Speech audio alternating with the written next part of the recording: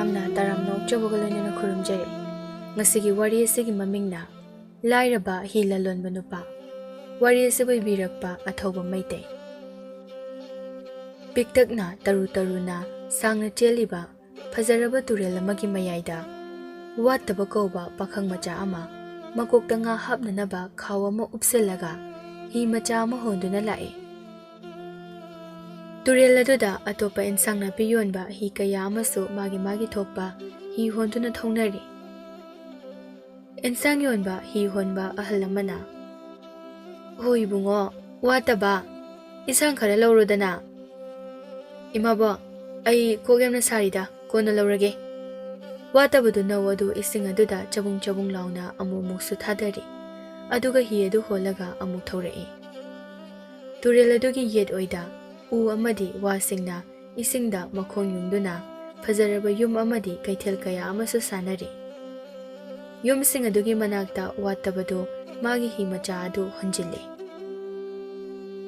Aduga chawba kauba ngala lonba nupa amagi manakta hi adu khamlaga watabadu wakhal yamna wana. Khura chawba? Wataba, nang laklibra?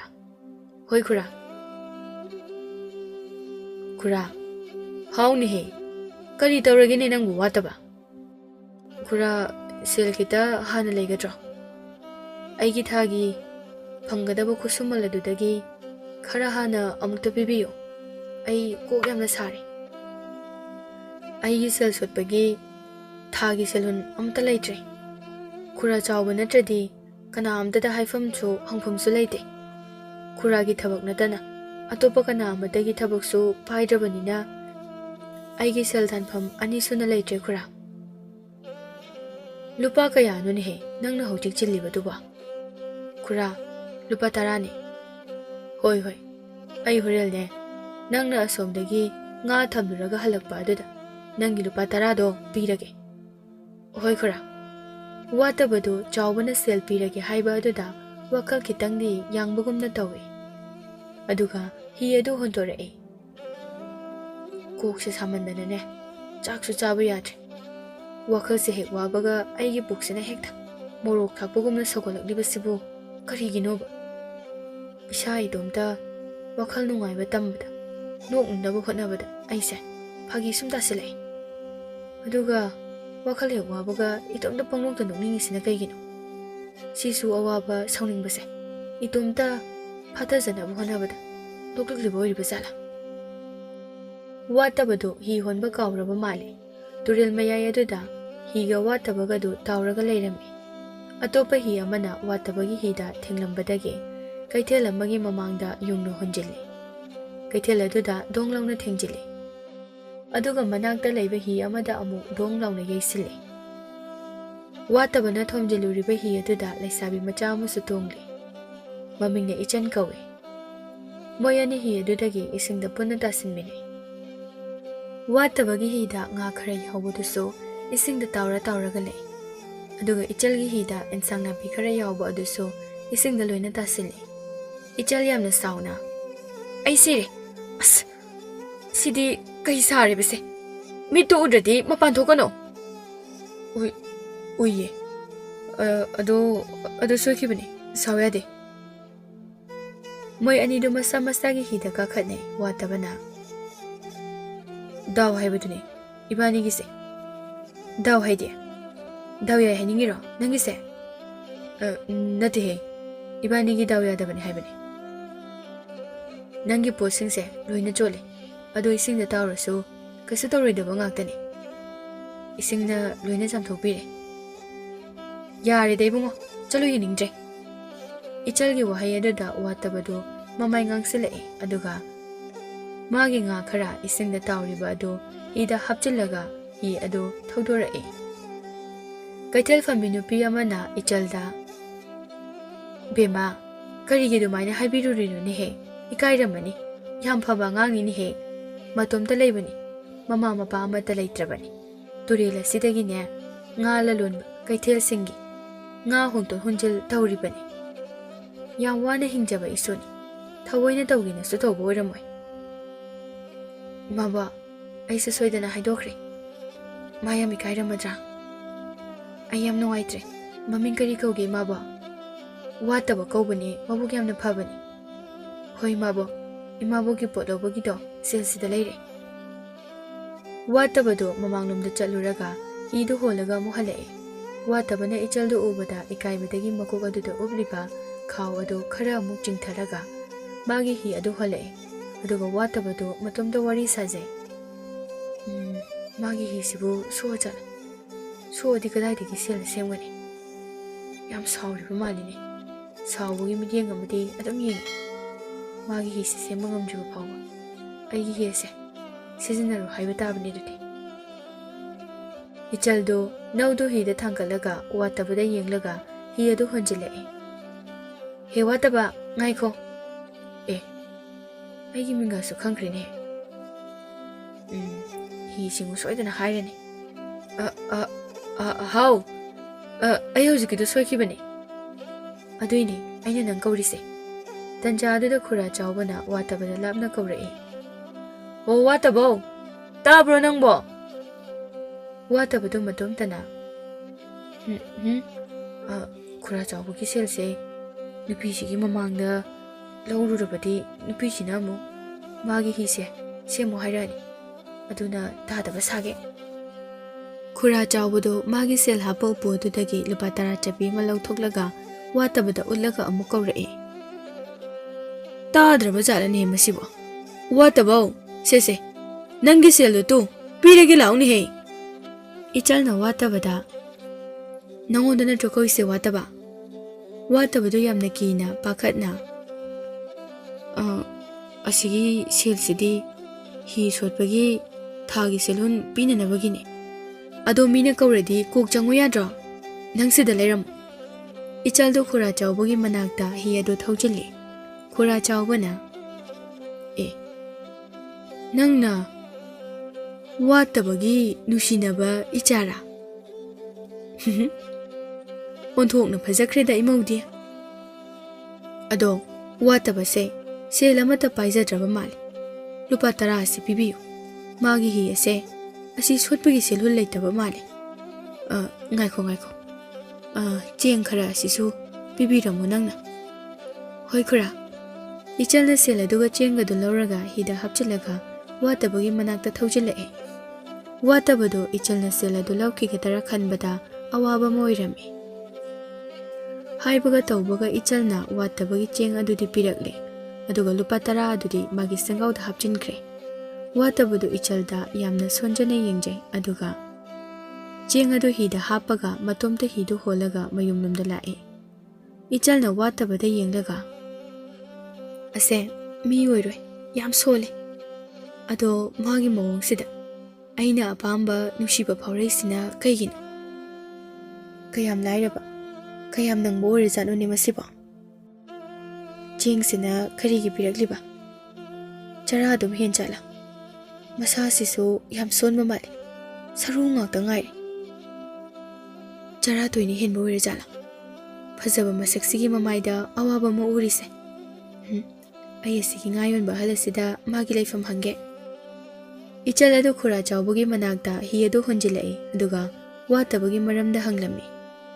ꯆꯥꯎꯕꯅꯁꯨ ꯉꯁꯥꯏ ꯀꯩꯊꯦꯜ ꯐꯝꯕꯤ ꯑꯍꯜ ꯑꯗꯨꯅ ꯍꯥꯏꯔꯛꯄ ꯑꯗꯨꯒ ꯍꯥꯏꯐꯦꯠ ꯃꯥꯟꯅꯅ ꯑꯗꯨꯝ ꯍꯥꯏꯔꯛꯏ.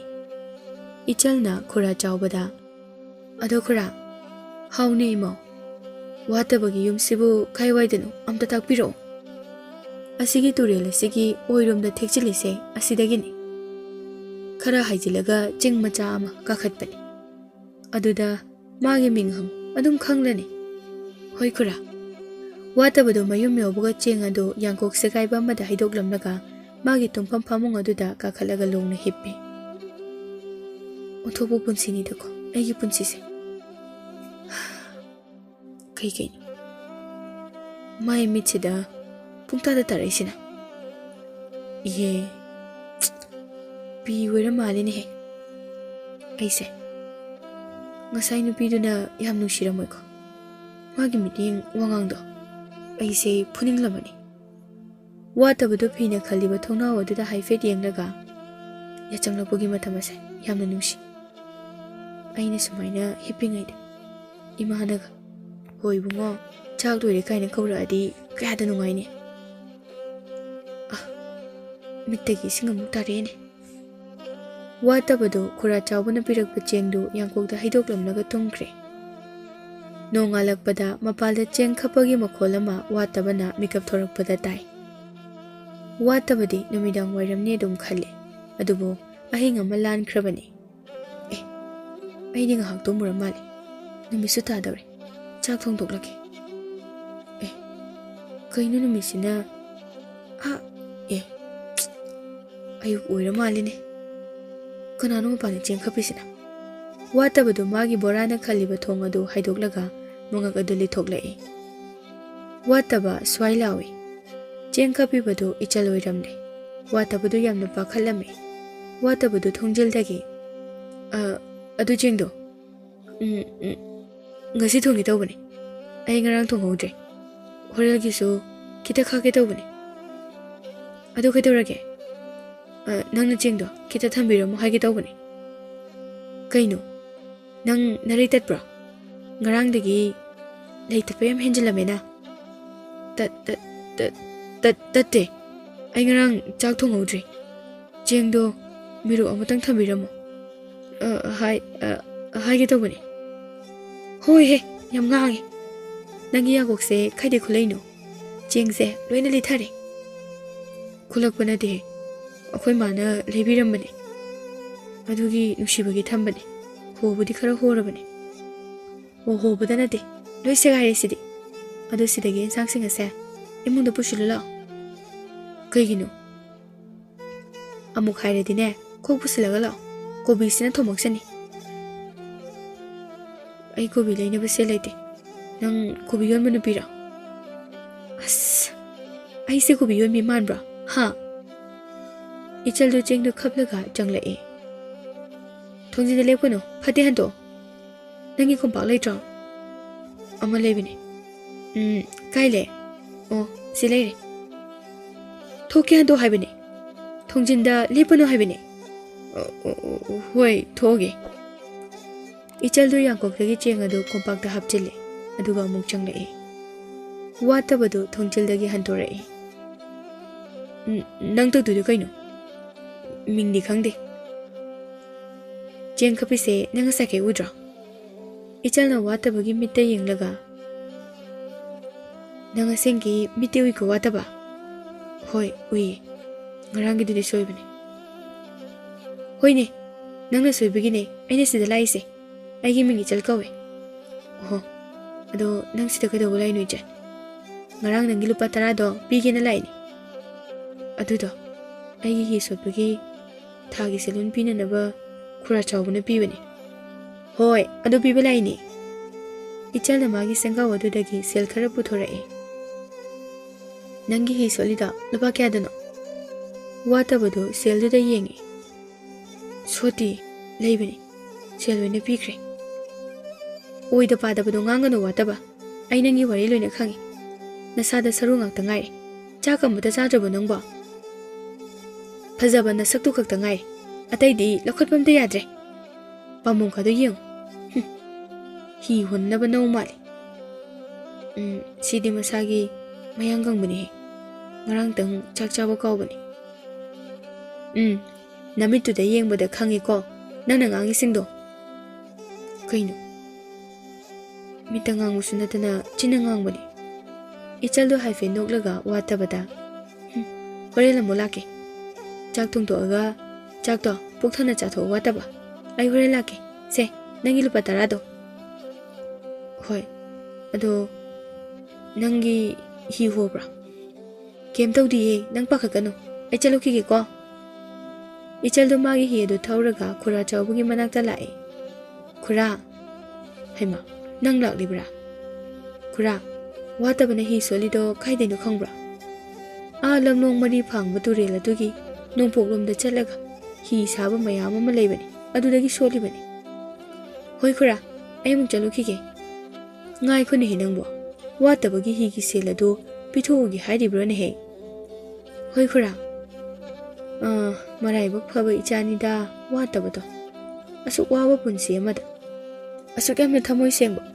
ꯄꯨꯛꯆꯦꯜ ꯆꯥꯎꯕ ꯅꯪ ꯑꯃ ꯊꯦꯡꯅꯍꯜꯂꯦꯗꯣ ꯂꯥꯏꯁꯤꯁꯨ ꯃꯕꯨꯛꯇꯤ ꯑꯗꯨꯝ ꯐꯕꯖꯥꯠꯅꯤ ꯑꯗꯣ ꯅꯇꯣꯝꯇ ꯆꯠꯄꯗꯤ ꯆꯠꯍꯟꯅꯤꯡꯗꯦꯗꯣ ꯍꯤ ꯁꯥꯔꯤꯕ ꯅꯨꯄꯥ ꯑꯍꯜ ꯑꯗꯣ ꯋꯥꯉꯥꯡ ꯁꯉꯥꯡ ꯌꯥꯝꯅ ꯊꯤꯕꯅꯤ ꯋꯥꯠꯇꯕꯗ ꯊꯤꯅ ꯆꯩꯕꯤꯕꯅꯤ ꯁꯦꯜꯍꯨꯟ ꯄꯤꯗꯕꯒꯤ ꯅꯪꯉꯣꯟꯗ ꯑꯃꯨꯛ ꯉꯥꯡꯅꯤ ꯉꯥꯡꯉꯣꯏ ꯈꯪꯗꯕ ꯈꯣꯟꯗꯥꯗꯣ ꯑꯃꯨꯛ ꯁꯤꯖꯤꯟꯅꯔꯛꯀꯅꯤꯅꯦ ꯏꯆꯥꯅꯨꯄꯤ ꯑꯗꯣ ꯈꯨꯔꯥ ꯃꯥꯒꯤ ꯁꯦꯜꯗꯣ ꯄꯤꯊꯣꯛꯂꯕꯗꯤ ꯑꯅꯤꯔꯛ ꯁꯨꯅꯗꯤ ꯑꯃꯨꯛ ꯉꯥꯡꯅꯔꯔꯣꯏꯗꯕ ꯅꯠꯇ꯭ꯔꯣ ꯆꯨꯝꯃꯤꯅꯦꯍꯦ ꯅꯪꯅ ꯍꯥꯏꯔꯤꯗꯨꯁꯨ ꯐꯔꯦ ꯆꯠꯂꯨꯔꯣ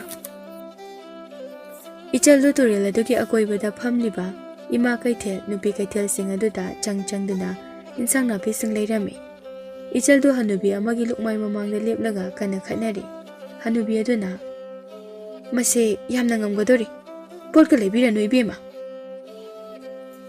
이보ꯛꯁꯤꯒꯤ ꯑꯄꯠꯄꯁꯤꯗꯕꯨ ꯃꯃꯜꯗꯣ ꯑꯗꯨꯃꯥꯏꯅ ꯌꯣꯜꯂꯗꯤ ꯀꯃꯥꯏ ꯌꯥꯗꯣꯏꯅꯣ ꯀꯅꯥꯅ ꯂꯩꯗꯣꯏꯅꯣ ꯃꯤ ꯑꯇꯩꯗ ꯍꯥꯞꯄꯁꯨꯅꯦ ꯑꯩꯉꯣꯟꯗꯗꯤ ꯑꯄꯠ ꯑꯄꯠꯄꯗꯣ ꯌꯥꯟꯁꯤꯜꯂꯛꯀꯅꯨ ꯍꯥꯏꯕꯅꯤ ꯏꯕꯣꯛ ꯅꯪ ꯌꯥꯝ ꯅꯨꯡꯁꯤꯗꯦ ꯅꯪꯉꯣꯟꯗꯒꯤ ꯄꯣꯠ ꯀꯝꯇ ꯂꯩꯔꯣꯏ ꯂꯩꯗ꯭ꯔꯒ ꯇꯣꯛꯎꯅ ꯑꯐꯕ ꯉꯥꯛꯇ ꯄꯤꯊꯣꯛꯈ꯭ꯔꯕꯗꯤ ꯑꯄꯠꯄꯁꯤꯡ ꯑꯁꯤꯗꯤ ꯀꯅꯥꯗ ꯑꯃꯨꯛ ꯌꯣꯜꯂꯨ ꯍꯥꯏꯕꯅꯣ ꯑꯐꯕ ꯃꯔꯛꯇ ꯐꯠꯇꯕ ꯑꯄꯠꯄ ꯑꯁꯤꯁꯨ ꯈꯔꯗꯤ ꯌꯥꯟꯕ ꯇꯥꯕꯅꯤ 이봐, ꯅꯪꯒꯤ ꯅꯅꯥꯛꯇ ꯑꯩꯁꯨ ꯀꯩꯊꯦꯜ ꯐꯝꯖꯤꯜꯂꯧꯔꯥ ꯍꯥ? ꯏꯟꯁꯥꯡ ꯅꯥꯄꯤ ꯌꯣꯟꯁꯤꯜꯂꯧꯔꯕ? ꯌꯣꯜꯂꯨꯅ ꯁꯤꯠꯁꯨ ꯁꯤꯠꯂꯣꯏ ꯏꯁꯧ ꯌꯥꯝꯅ ꯂꯥꯡꯏ ꯄꯣꯠ ꯌꯣꯟꯕꯒꯤ ꯁꯛꯇꯝ ꯑꯃ ꯍꯥꯏꯕꯁꯨ ꯂꯩꯕꯅꯤ ꯅꯣꯛꯄ ꯍꯩꯕ ꯇꯥꯏ ꯃꯤꯀꯧ ꯀꯥꯀꯧ ꯅꯨꯡꯁꯤꯕ ꯇꯥꯏ ꯑꯗꯨ ꯑꯃꯠꯇ ꯌꯥꯎꯗꯅ ꯄꯣꯠ ꯍꯦꯛꯇ ꯌꯣꯟꯕ ꯌꯥꯕ ꯅꯠꯇꯦꯅꯦ 이봐 ꯑꯃ ꯋꯥꯠꯂꯝꯃꯦ ꯑꯄꯠꯄꯁꯨ ꯑꯐꯕ ꯃꯔꯛꯇ ꯌꯥꯟꯁꯤꯟꯕ ꯍꯩꯕ ꯇꯥꯏ 시스마가 하려모 나트로버 할래 가이나 누시드나 레비게 떠오르가 레이르 가적 얌하이 이철도 아토파다기 인상나피 nga ahawba mayam ama leiraga halae aduga watabagi hi khamphamaduda magi hi du khamlaga watababu kawi ho wataba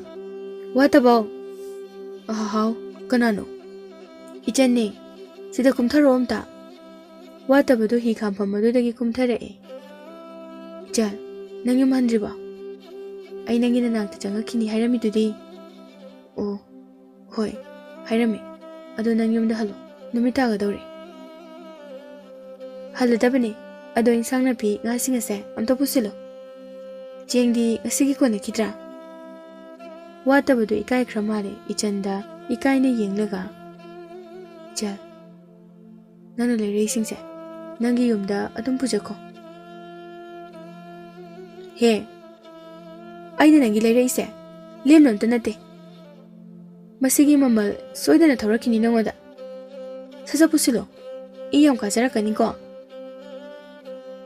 ꯍꯣꯏ ꯑꯩ ꯁꯤꯈꯛ ꯄꯨꯁꯤꯜꯂꯒꯦ ꯍꯦ ꯁꯤꯃ ꯄꯤꯛꯇꯪꯈꯩ ꯂꯧꯔꯛꯂꯒ ꯑꯗꯨꯒꯅꯦ ꯑꯂꯨ ꯑꯃꯗꯨꯒ ꯀꯣꯕꯤ ꯑꯃꯗꯨꯒ ꯀꯩꯗꯧꯗꯣꯏꯕ ꯀꯦꯝ ꯇꯧꯔꯣꯏꯌꯦ ꯁꯦ ꯃꯌꯥꯝꯁꯦ ꯌꯨꯝꯗ ꯂꯣꯏꯅ ꯄꯨꯁꯤꯜꯂꯣ ꯑꯩ ꯍꯌꯦꯡ ꯂꯥꯛꯀꯦꯀꯣ ꯋꯥꯠꯇꯕ ꯏꯆꯜꯒꯤ ꯊꯃꯣꯏꯗ ꯐꯥꯎꯔꯤꯕ ꯋꯥꯠꯇꯕꯕꯨ ꯅꯨꯡꯁꯤꯕꯒꯤ ꯃꯃꯤ ꯑꯗꯨ ꯏꯆꯜꯒꯤ ꯃꯤꯅꯣꯛ ꯑꯃꯗꯤ ꯃꯤꯠꯌꯦꯡꯅ ꯋꯥꯠꯇꯕꯗ ꯎꯠꯅꯅꯕ ꯍꯣꯠꯅꯔꯤ ꯑꯗꯨꯕꯨ ꯋꯥꯠꯇꯕꯗꯤ ꯈꯪꯖꯗ꯭ꯔꯤ ꯏꯆꯜꯅ ꯋꯥꯠꯇꯕꯕꯨ ꯅꯨꯡꯁꯤꯅ ꯌꯦꯡꯉꯤ ꯑꯗꯨꯒ ꯑꯃꯨꯛꯁꯨ ꯅꯨꯡꯁꯤꯕꯒꯤ ꯃꯤꯠꯌꯦꯡ ꯑꯗꯨ ꯍꯦꯟꯖꯤꯜꯂꯨꯗꯨꯅ ꯏꯆꯜꯗꯨ ꯃꯇꯣꯝꯗ ꯏꯀꯥꯏꯗꯨꯅ ꯑꯣꯟꯊꯣꯛꯂꯒ ꯃꯨꯟ ꯅꯣꯛꯏ ꯋꯥꯠꯇꯕꯅ ꯅꯪ ꯅꯣꯏꯗꯣ ꯀꯩꯒꯤꯅꯣ ꯏꯆꯟ ꯅꯪꯒꯤ ꯊꯕꯥꯛꯀꯤ ꯁꯔꯨꯁꯤꯡꯗꯣ ꯃꯁꯤꯡ ꯊꯤꯔꯒ ꯅꯣꯏꯅꯤ ꯑꯩ ꯉꯁꯤꯗꯤ ꯆꯥꯛ ꯌꯥꯝ ꯆꯥꯔꯦ ꯁꯔꯨ ꯎꯗꯅꯕ ꯋꯥꯡꯒꯤ ꯈ꯭ꯋꯥꯡꯗꯨꯒ ꯌꯥꯝ ꯆꯥꯟꯅꯗ꯭ꯔꯦ ꯆꯥꯛꯇꯣ ꯍꯦꯟꯅ ꯆꯥꯎ ꯑꯩ ꯆꯠꯂꯦ 이철도 ꯍꯤꯗꯨ ꯃꯃꯩ ꯂꯩꯊꯣꯛꯂꯒ ꯑꯃꯨꯛ ꯑꯗꯣ ꯋꯥꯠꯇꯕ ꯉꯥꯁꯨ ꯌꯥꯎꯕꯅꯤꯀꯣ ꯋꯥꯠꯇꯕ ꯑꯩ ꯆꯠꯂꯦꯀꯣ ꯍꯣꯏ 이철 ꯃꯝꯃꯦꯀꯣ ꯍꯤꯗꯣ ꯌꯦꯁꯤꯜꯂꯒ ꯂꯣꯡꯅꯤꯀꯣ ꯉꯥ ꯈꯨꯆꯥꯎꯁꯦ ꯑꯣꯍꯣ ꯑꯂꯨ ꯈꯨꯆꯥꯎꯁꯦ ꯑꯌꯥ ꯁꯤꯗꯤ ꯍꯪꯒꯥꯝ ꯊꯥꯎꯅꯤ ꯑꯌꯥ ꯇꯤꯜꯍꯧ ꯈꯨꯆꯥꯎꯁꯦ ꯆꯅꯝꯁꯤꯁꯨ ꯈꯨꯆꯥꯎꯁꯦ ꯍꯣꯔꯦꯟꯗꯤ ꯐꯖꯅ ꯊꯣꯡꯉꯒ ꯆꯥꯒꯦ ꯋꯥꯠꯇꯕꯗꯣ ꯄꯣꯠ ꯃꯌꯥꯝ ꯑꯗꯣ ꯁꯦꯒꯥꯏꯗꯨꯅ ꯌꯦꯡꯕꯋꯣ ꯃꯌꯥꯅ ꯆꯤꯛꯄꯋꯣ ꯇꯧꯗꯨꯅ ꯌꯦꯡꯉꯤ ꯑꯁꯨꯝ ꯇꯧꯗꯨꯅ ꯃꯌꯨꯝꯗ ꯀꯥꯈꯠꯂꯛꯂꯦ ꯋꯥꯠꯇꯕꯒꯤ ꯌꯨꯝ ꯑꯗꯨꯒꯤ ꯆꯥꯛꯁꯪꯗꯅꯤ ꯇꯨꯝꯐꯝꯁꯨ ꯆꯥꯛꯁꯪ ꯑꯗꯨꯗ ꯑꯗꯨꯝ ꯄꯨꯜꯂꯤ ꯅꯨꯃꯤꯗꯥꯡ ꯋꯥꯠꯇꯕꯗꯨ ꯆꯥꯛ ꯆꯥꯔꯒ ꯃꯥꯒꯤ ꯌꯨꯝꯒꯤ ꯅꯥꯀꯜꯗ ꯍꯧꯕ ꯂꯐꯣꯏ ꯄꯥꯝꯕꯤ ꯑꯗꯨꯒꯤ ꯃꯅꯥꯛꯇ ꯋꯥꯠꯇꯕꯅ ꯁꯦꯝꯖꯕ ꯃꯥꯒꯤ ꯐꯝꯐꯝ ꯑꯗꯨꯗ ꯐꯝꯂꯒ ꯆꯤꯡ ꯑꯗꯨꯗꯒꯤ ꯇꯨꯔꯦꯜ ꯃꯈꯥ ꯑꯗꯨꯗ ꯌꯦꯡꯂꯒ ꯐꯖꯕꯗꯤ ꯌꯥꯝ ꯐꯖꯕꯖꯥꯠꯅꯤꯅꯦ ꯑꯩꯈꯣꯏꯒꯤ ꯂꯝꯁꯦ ꯇꯨꯔꯦꯜ ꯃꯄꯥꯁꯤꯡꯗ ꯃꯩ ꯃꯆꯥ ꯃꯆꯥ ꯄꯔꯦꯡꯅꯒ ꯊꯥꯜꯂꯒ ꯇꯨꯔꯦꯜ ꯑꯁꯤꯒꯤ ꯃꯌꯥꯏꯗ ꯍꯤꯁꯤꯡꯅ ꯃꯩ ꯑꯃꯃꯝ ꯊꯥꯜꯂꯒ ꯍꯣꯜꯂꯤꯕꯁꯤꯡꯁꯦ ꯑꯗꯨ ꯑꯩꯁꯨ ꯑꯩꯅ ꯅꯨꯃꯤꯗꯥꯡꯗ ꯍꯤ ꯍꯣꯟꯕꯗ ꯃꯤꯅꯁꯨ ꯑꯩꯁꯦ ꯑꯁꯨꯃꯥꯏꯅ ꯐꯖꯅ ꯎꯔꯝꯗꯣꯏꯅꯤꯀꯣ ꯑꯩ ꯃꯊꯪꯗꯤ ꯃꯌꯥꯝꯗꯒꯤ ꯏꯉꯥꯟ ꯉꯥꯟꯅꯅꯕ ꯃꯩ ꯑꯆꯧꯕ ꯑꯃ ꯊꯥꯟꯒꯦ ꯑꯥꯒꯤ ꯂꯝꯂꯣꯡ ꯃꯔꯤ ꯐꯥꯡꯕ ꯇꯨꯔꯦꯜ ꯑꯁꯦ ꯑꯁꯤꯗ ꯅꯍꯥꯟꯁꯨ ꯍꯤ ꯑꯅꯤ ꯊꯣꯝꯖꯤꯟꯅꯕꯅꯤ ꯃꯣꯏ ꯃꯔꯤꯈꯛꯅ ꯊꯧꯔꯛꯄꯗꯒꯤ ꯊꯥꯁꯦ ꯐꯖꯗ꯭ꯔꯣ ꯋꯥꯠꯇꯕꯗꯨ ꯊꯥꯗ ꯌꯦꯡꯂꯒ ꯏꯁꯩ ꯉꯪꯂꯤ ꯊꯥ ꯊꯥ ꯊꯥꯕꯨꯡꯇꯣꯟ ꯅꯆꯥ ꯃꯣꯔꯥꯝꯕꯤ ꯄꯣꯕꯤꯒꯦ ꯍꯣ ꯍꯣ ꯑꯍꯥ ꯍꯥ ꯍꯩꯕꯣꯡ ꯆꯔꯣꯡ ꯑꯃꯇ ꯊꯥ ꯊꯥ ꯀꯥꯎꯈ꯭ꯔꯦꯅꯦ ꯈꯪꯗ꯭ꯔꯦꯗ ꯇꯣꯛꯑꯒꯦ ꯑꯗꯣ ꯉꯛꯇ꯭ꯔꯣ ꯊꯥꯗꯒ ꯍꯩꯕꯣꯡꯒ ꯊꯥꯔꯝꯃꯤꯁꯦ ꯋꯥꯠꯇꯕꯗꯣ ꯃꯥꯒꯤ ꯃꯊꯕꯥꯛꯇ ꯑꯃꯨꯛ ꯅꯥꯜꯂꯤ ꯑꯩꯁꯦ ꯈꯔꯗꯤ ꯅꯣꯏꯔ ꯃꯥꯜꯂꯦ ꯉꯁꯥꯏ ꯑꯌꯨꯛꯁꯨ ꯆꯥꯛ ꯐꯖꯅ ꯆꯥꯏ ꯍꯧꯖꯤꯛꯁꯨ ꯌꯥꯝ ꯆꯥꯏ ꯑꯩꯁꯦ ꯆꯔꯥ ꯀꯌꯥꯔ ꯍꯦꯟꯈ꯭ꯔꯖꯥꯠꯅꯣ ꯅꯍꯥꯟ ꯑꯃ ꯅꯨꯃꯤꯠ ꯅꯤꯅꯤ ꯆꯔꯥ ꯍꯦꯟꯕꯒꯤ ꯐꯃꯨꯡꯗꯒꯤ ꯍꯧꯒꯠꯄ ꯉꯝꯗꯕꯗꯣ ꯑꯣꯍꯣ ꯑꯩꯅ ꯁꯤꯗ ꯂꯐꯨ ꯑꯃ ꯌꯥꯜꯂꯒ ꯐꯨꯠꯂꯒ ꯆꯥꯔꯒ ꯈꯔ ꯐꯕꯗꯣ ꯋꯥꯠꯇꯕꯗꯣ ꯃꯇꯣꯝꯇ ꯋꯥꯔꯤ ꯁꯥꯟꯅꯗꯨꯅ ꯏꯆꯜꯕꯨ ꯅꯤꯡꯁꯤꯡꯂꯛꯏ ꯀꯩꯅꯣ ꯃꯥꯅ ꯑꯩꯉꯣꯟꯗꯒꯤ ꯂꯧꯅꯤ ꯍꯥꯏꯗꯨꯕ ꯑꯩꯒꯤ ꯍꯤ ꯑꯁꯦ ꯂꯧꯈꯤꯗꯣꯏꯔꯖꯥꯠꯂ ꯑꯩꯗꯤ ꯄꯤꯔꯣꯏ ꯃꯥꯅ ꯃꯌꯥꯝ ꯑꯃ ꯂꯩꯖꯔꯛꯂꯒ ꯑꯗꯣ ꯃꯥꯗꯤ ꯁꯦꯜ ꯌꯥꯝꯅ ꯄꯥꯏ ꯀꯥꯏꯗꯩ ꯄꯥꯏꯖꯥꯠꯅꯣ ꯍꯤ ꯑꯆꯧꯕꯒ ꯂꯩꯖꯥꯠꯂ ꯍꯌꯦꯡ ꯍꯪꯒꯦ ꯋꯥꯠꯇꯕꯗꯨ ꯂꯐꯣꯏ ꯄꯥꯝꯕꯤ ꯑꯗꯨꯒꯤ ꯃꯈꯣꯡꯗ ꯐꯝꯂꯒ ꯇꯨꯔꯦꯜꯗ ꯌꯦꯡꯉꯤ ꯑꯍꯤꯡ ꯑꯗꯨꯁꯨ ꯍꯧꯈ꯭ꯔꯦ ꯋꯥꯠꯇꯕꯁꯨ ꯀꯟꯅ ꯇꯨꯝꯂꯤ ꯋꯥꯠꯇꯕ ꯇꯨꯝꯂꯤꯉꯩ ꯏꯆꯜꯅ ꯍꯦ ꯋꯥꯠꯇꯕ ꯀꯔꯤ ꯈꯨꯇꯨꯝꯅꯣ ꯈꯨꯌꯥꯗ ꯑꯣꯜꯂꯒ ꯀꯅꯥꯅ ꯑꯗꯨꯃꯥꯏꯅ ꯇꯨꯝꯅꯒꯦ ꯍꯧꯒꯠꯂꯣ ꯊꯕꯛ ꯑꯃ ꯆꯠꯂꯨꯁꯦꯕ ꯅꯆꯤꯟ ꯅꯌꯥꯗꯣ ꯊꯨꯅ ꯁꯦꯡꯇꯣꯔꯛꯑꯣ ꯋꯥꯠꯇꯕꯗꯣ ꯍꯧꯒꯠꯂꯒ ꯐꯃꯨꯡꯗ ꯐꯝꯃꯤ ꯑꯗꯨꯒ ꯃꯃꯤꯠꯇꯨ ꯄꯣꯝꯂꯤ ꯄꯣꯝꯂꯤ ꯏꯆꯜꯗ ꯌꯦꯡꯂꯒ ꯏꯆꯟ ꯅꯣꯏꯒꯤ ꯍꯤ ꯑꯆꯧꯕꯒ ꯂꯩꯕ꯭ꯔꯥ ꯀꯩꯒꯤꯅꯣ ꯋꯥꯠꯇꯕ ꯅꯪꯅ ꯍꯤ ꯑꯆꯧꯕ ꯎꯔꯝꯃꯤꯔꯣ ꯃꯪꯗꯒ ꯎꯔꯝꯃꯤꯔꯕ ꯎꯗꯦ ꯑꯗꯨꯒ ꯀꯩꯒꯤ ꯍꯪꯉꯤꯕ ꯅꯪ ꯁꯦꯜ ꯌꯥꯝ ꯄꯥꯏꯔꯤꯗꯣ ꯀꯃꯥꯏ ꯄꯥꯏꯔꯤꯅꯣ ꯋꯥꯍꯪꯁꯤꯗꯤ ꯂꯣꯏꯔꯦꯍꯦ ꯆꯤꯟꯌꯥꯒ ꯁꯦꯡꯉꯨꯔꯅꯨꯗ ꯉꯁꯤꯗꯤ ꯏꯆꯜ ꯑꯩ ꯈꯔ ꯅꯣꯏꯔꯦꯀꯣ ꯑꯁ ꯇꯥꯅꯤꯡꯗꯦꯍꯦ ꯆꯥꯛ ꯆꯥꯕ ꯂꯣꯏꯔꯒ ꯋꯥꯠꯇꯕ ꯑꯗꯨ ꯃꯊꯕꯥꯛꯇ ꯍꯥꯏꯐꯦꯠ ꯄꯥꯏꯔꯒ ꯏꯆꯜꯗ ꯌꯦꯡꯂꯒ ꯃꯄꯥꯟꯗ ꯊꯣꯛꯈꯤ ꯏꯆꯟꯅ ꯀꯨꯏꯔꯛꯀꯅꯨꯀꯣ ꯋꯥꯠꯇꯕ ꯂꯣꯏꯔꯦ ꯏꯆꯟ ꯊꯨꯃꯟꯗ꯭ꯔꯣ ꯑꯗꯨꯗꯤ ꯂꯣꯏꯗꯣꯔꯦ ꯏꯆꯟ ꯌꯥꯝ ꯅꯣꯛꯅꯤꯡꯉꯤ ꯃꯁꯤ ꯑꯄꯪꯁꯦ ꯂꯛꯅꯕꯅ ꯃꯔꯣꯜ ꯑꯃ ꯅꯨꯡꯉꯥꯏꯔꯤꯕ ꯑꯗꯣ ꯀꯔꯤꯒꯤꯅꯣ ꯑꯩꯅ ꯃꯥꯒꯤ ꯃꯅꯥꯛꯇ ꯅꯨꯃꯤꯠ ꯆꯨꯞꯄ ꯂꯩꯅꯤꯡꯂꯤꯁꯤꯕꯣ ꯑꯩꯅ ꯃꯥꯕꯨ ꯀꯌꯥꯝ ꯅꯨꯡꯁꯤꯔꯤꯕꯖꯥꯠꯅꯣ ꯀꯅꯥ ꯁꯤꯔꯒꯦ ꯏꯆꯜ ꯈꯪꯉꯤꯍꯦ ꯀꯅꯥꯅꯣꯃ ꯁꯤꯔꯦ ꯍꯤ ꯑꯅꯤ ꯊꯣꯝꯖꯤꯟꯅꯔꯒ ꯑꯣꯍꯣ ꯅꯍꯥꯟꯁꯨ ꯂꯝꯂꯣꯡ ꯃꯔꯤ ꯐꯥꯡꯕꯗ ꯃꯣꯏ ꯃꯔꯤ ꯊꯣꯝꯖꯤꯟꯅꯩ ꯍꯥꯏꯕꯗꯨꯕꯨ ꯑꯩꯗꯤ ꯇꯥꯗꯦꯗ ꯑꯗꯨꯒꯤ ꯄꯥꯎꯗꯨꯗꯤ ꯑꯣꯍꯣ ꯑꯩꯁꯨ ꯇꯥꯗꯦꯕꯣ ꯅꯪꯒꯤ ꯄꯥꯎꯗꯨ ꯇꯥꯗ꯭ꯔꯒ ꯑꯩꯉꯣꯟꯗ ꯄꯥꯎ ꯀꯃꯥꯏꯅ ꯇꯝꯃꯤꯕ ꯈꯨꯔꯥ ꯆꯥꯎꯕꯅ ꯑꯃꯨꯛ ꯇꯝꯃꯛꯏꯅꯦ ꯅꯪꯀꯣ ꯑꯩꯅꯀꯣ ꯂꯣꯏꯔꯕ꯭ꯔꯣ ꯆꯠꯂꯁꯦ ꯑꯩ ꯆꯥꯛ ꯊꯣꯡꯉꯝꯒꯦ ꯅꯣꯏꯕ ꯍꯧꯔꯛꯄꯒꯤ ꯆꯔꯥ ꯍꯦꯟꯕ ꯌꯥꯔꯣꯏ ꯏꯆꯜ ꯌꯥꯝ ꯇꯥꯅꯤꯡꯗꯦꯅ ꯍꯣꯔꯦꯟ ꯀꯩꯊꯦꯜ ꯃꯅꯨꯡꯗ ꯆꯥꯎꯁꯦ ꯏꯆꯜꯅ ꯋꯥꯠꯇꯕꯗ ꯃꯤꯆꯤ ꯈꯠꯆꯤꯜꯂꯒ ꯏꯆꯜꯅ ꯍꯣꯔꯦꯟ ꯉꯥ ꯑꯇꯥꯎꯕ ꯆꯥꯔꯨꯁꯤꯔꯥ ꯋꯥꯠꯇꯕ ꯁꯤꯗꯒꯤ ꯉꯧꯔꯒ ꯄꯨꯁꯤꯔꯥ ꯅꯪ ꯊꯨꯅ ꯑꯝꯇ ꯂꯣꯏꯁꯤꯜꯂꯛꯑꯣ ꯊꯣꯛꯑꯁꯦꯕ ꯋꯥꯠꯇꯕꯒ ꯏꯆꯜꯒꯗꯨ ꯏꯆꯜꯒꯤ ꯍꯤꯗ ꯇꯣꯡꯂꯒ ꯋꯥꯠꯇꯕꯅ ꯍꯣꯜꯂꯒ ꯍꯣꯟꯗꯣꯔꯛꯏ ꯋꯥꯠꯇꯕꯅ ꯏꯆꯟ ꯑꯩꯈꯣꯏ ꯕꯥꯅꯤꯁꯦ ꯀꯩꯊꯦꯜꯗ ꯆꯥꯛ ꯑꯗꯨꯝ ꯆꯥꯕ ꯆꯠꯇꯣꯏ ꯅꯠꯇ꯭ꯔꯣ ꯊꯕꯛ ꯑꯃ ꯆꯠꯂꯨꯈꯤꯗꯣꯏꯅꯦ ꯅꯪ ꯆꯥꯛ ꯂꯥꯝꯕ꯭ꯔꯣ ꯂꯥꯝꯗꯦꯗ ꯑꯗꯣ ꯆꯔꯥ ꯍꯦꯟꯕꯗꯤ ꯍꯦꯜꯂꯣꯏꯁꯤꯀꯣ ꯑꯩ ꯅꯣꯏꯕ ꯍꯧꯔꯛꯑꯕꯅꯤ ꯅꯪ ꯆꯍꯤ ꯀꯌꯥ ꯁꯨꯔꯦ ꯋꯥꯠꯇꯕ ꯀꯨꯟꯃꯥꯊꯣꯏ ꯁꯨꯔꯦ ꯑꯩꯗꯤ ꯀꯌꯥ ꯁꯨꯔꯝꯃꯅꯤ ꯋꯥꯠꯇꯕ ꯆꯍꯤ 90 ꯁꯨꯔꯝꯗꯧ ꯃꯥꯜꯂꯦ ꯍꯦ ꯅꯪ ꯏꯁꯤꯡꯗ ꯏꯟꯊꯧꯔ ꯋꯥꯠꯇꯕ ꯍꯥ ꯏꯟꯊꯧꯔꯕ ꯐꯥꯒꯤ ꯇꯧꯕꯅꯦ ꯆꯍꯤ 19 ꯁꯨꯔꯝꯒꯗꯕ ꯃꯥꯜꯂꯦ ꯌꯥꯝ ꯆꯨꯝꯅꯒ ꯍꯥꯏ ꯑꯗꯣ ꯆꯍꯤ 10 ꯆꯪꯉꯛꯏꯅꯤ ꯁꯣꯝꯗ ꯊꯧ ꯋꯥꯠꯇꯕ ꯁꯣꯝꯗ ꯊꯧ ꯁꯣꯝꯗ ꯀꯩꯒꯤ ꯊꯧꯗꯣꯏꯅꯣ ꯏꯆꯥ ꯅꯪꯒꯤ ꯍꯤ ꯁꯣꯠꯄꯒꯤ ꯁꯦꯜꯗꯣ ꯄꯤꯊꯣꯛꯎꯁꯦ ꯉꯁꯤꯗꯤ ꯍꯦꯛꯇ ꯂꯩꯔꯗꯕꯅꯤ ꯅꯪꯒꯤ ꯍꯤꯗꯣ ꯋꯥꯠꯇꯕꯗꯣ ꯍꯤ ꯍꯣꯟꯕ ꯈꯔ ꯂꯦꯞꯂꯒ ꯏꯆꯜꯗ ꯃꯄꯨꯛꯅꯤꯡ ꯅꯨꯡꯁꯤꯅ ꯂꯣꯟꯅ ꯌꯦꯡꯖꯩ ꯀꯔꯤ ꯅꯨꯃꯤꯠ ꯈꯨꯌꯦꯡꯅꯗꯨꯗꯤ ꯋꯥꯠꯇꯕ ꯑꯗꯨꯃꯥꯏ ꯌꯦꯡꯉꯛꯀꯅꯣ ꯅꯨꯡꯁꯤꯕ ꯐꯥꯎꯍꯜꯂꯦ ꯑꯗꯣ ꯑꯗꯨꯒꯤ ꯍꯤ ꯁꯥꯕ ꯅꯨꯄꯥꯗꯣ ꯃꯕꯨꯛ ꯌꯥꯝ ꯐꯠꯇꯕꯅꯤ ꯏꯆꯥ ꯅꯪ ꯍꯧꯖꯤꯛ ꯑꯩꯉꯣꯟꯗ ꯅꯨꯡꯁꯤ ꯍꯥꯏꯔꯤꯗꯣ ꯀꯣꯏꯅꯕꯗꯨꯔꯣ ꯍꯣꯏ ꯀꯣꯏꯅꯕꯗꯨꯅꯤ 이반이 눅시너레세 야브로 왔다봐 이제 아이기디 타박시 얌 종이 타박 부분하는 종르기 왔다봐 타모이름니 종이도 타모이니 종이세 솜드는 히사바 누파두기 용기 정품 어두다 이짤나 히도 암다 타우실로 왔다봐 에 아박 토질레디 야루이 뭐기수 찡오이브니 마용도 ꯑꯗꯨꯁꯤꯗ ꯁꯥꯕ ꯍꯤ ꯃꯌꯥꯝ ꯑꯃ ꯈꯥꯝꯃꯤꯁꯤꯗꯤ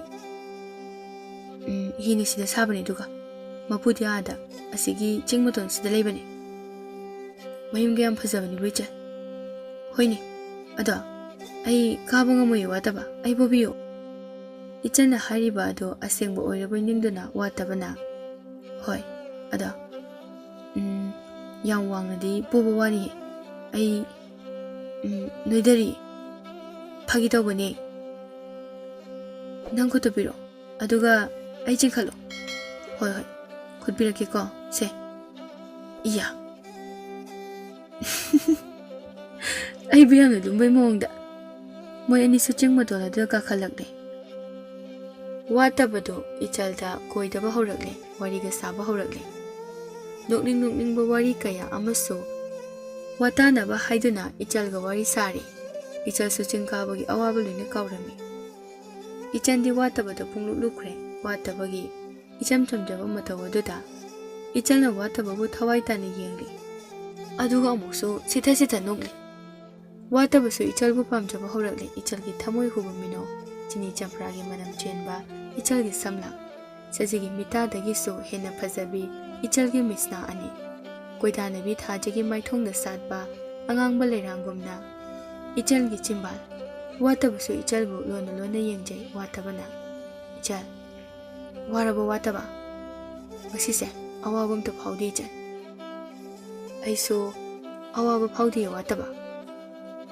ichal aigo jingmatondagi hiyonba nupa aduna watabada hai wataba kananu ni nangala unariba adubo ipo 이철나 마마네 비니 이뻐 센들 뿌럭라브라 하와타바 뿌레 이뻐 에 그이는 와타바 나는데 암키는 쿠미도바 난 왕왕거누가 아이 와리사기 이뻐기 센들도 비람라게 히기 셀도 비톡람라가 락바니 이뻐 난 뭐이기 히도 루바카야 피게 칸자라보는 이베마 아시디 콘념 하우틴해 이뻐 비닝마마말 비제사노 헥탈레르수 야이 아이 셀가 캬ම්파이베미 디나라메나 와타바낭디 와타바도 히욘바 할라두다 이뻐 아이기 난 와야나 ꯉꯥꯡꯒꯅꯣ 와야나 ꯉꯥꯡꯒꯗꯣ ꯍꯥꯏꯕ ꯅꯠꯇ꯭ꯔꯣ ꯑꯩꯅ ꯃꯥꯅ ꯉꯥꯡꯉꯤꯁꯤꯡꯁꯦ ꯅꯪ ꯈꯨꯝꯕ ꯉꯝꯃꯣꯏ ꯇꯨꯃꯤꯟꯅ ꯉꯥꯛ ꯂꯩꯌꯨ ꯀꯔꯤ ꯍꯥꯏꯒꯦ ꯇꯧꯔꯝꯕꯅꯣꯅꯦ ꯋꯥꯠꯇꯕ ꯅꯪꯒꯤꯁꯦ ꯑꯃꯨꯛꯇ ꯍꯥꯏꯌꯜꯂꯨꯗꯅ ꯏꯕꯦꯝꯃ ꯁꯦꯜꯗꯣ ꯄꯤꯊꯣꯛꯂꯝꯂꯕꯗꯤ ꯀꯩꯝꯇ ꯍꯥꯏꯗ꯭ꯔꯕꯁꯨ ꯌꯥꯔꯕ ꯅꯠꯇ꯭ꯔꯣ ꯏꯄꯣ ꯌꯥꯝ ꯃꯨꯛꯏꯅꯦ ꯃꯁꯤꯒꯤ ꯑꯉꯥꯡꯁꯤꯗꯤ ꯍꯤ ꯑꯗꯨꯒꯤ ꯃꯃꯜ ꯑꯗꯨ ꯋꯥꯠꯇꯕꯗ ꯍꯪꯉꯨ ꯍꯤ ꯌꯣꯟꯕ ꯃꯤꯗ ꯃꯃꯜꯗꯣ ꯍꯪꯕꯅꯤ Mamal hairo. Thengi, chak chadri. Phare phare, hairak lagi. Mamal henjina so hairakano, aduga tana so hairakano. Nangumba, angang macha amanasu. Hi sabada lamba laitaba ingonda. Singnaba sarada. Wataba nangi hi ado. Hojingmag lokhatpa tare do. Wataba do ichalda kine yengi. Ichalna wataba da. Nangase. Pam di bamba wataba. Pami. Ipo, subikino. Hi se. Wataba na yamna pamna hona jabani. Waro bigano ipo. Ipo gi higi mamalda haibiro. Bema. Kanano karino khangnaga wangango mathangda. Lupa chani piram. Mamal taw so hairakano. Wattabana holiba hi adu khwaidagi phajaba afaba hi ni. Yare yare chalo. Ichaldu hi yonba ahal aduda yamna sawne yengi aduga wattabada. Wattaba. Nang hi lalonba mi oningbra.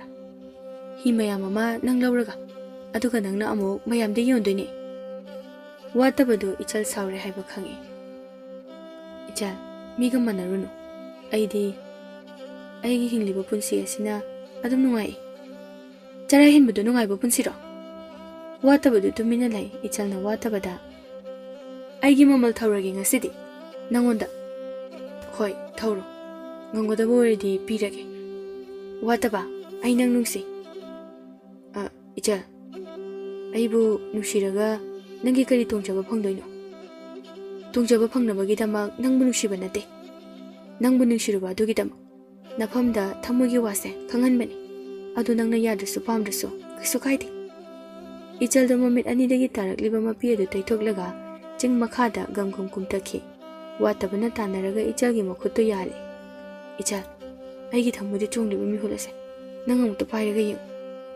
Awabu punsidagi nungaiba ibak amada tamminaramlaga. Awabagi punsi amamu intharamgonu ko ichan. Ichandu wattabada kolaga thamoi pena kaplami. Wattabagi thamoigi mapa adu ichalgi pina pungchot chotlami. Aduga ichalgi lengjum adu so wattabagi mittagi tarakpa pina pungchot chotlami. Hiyonba ahal adu wattabaga ichalgagi mawong adu uraga ikai khangdaba saradana.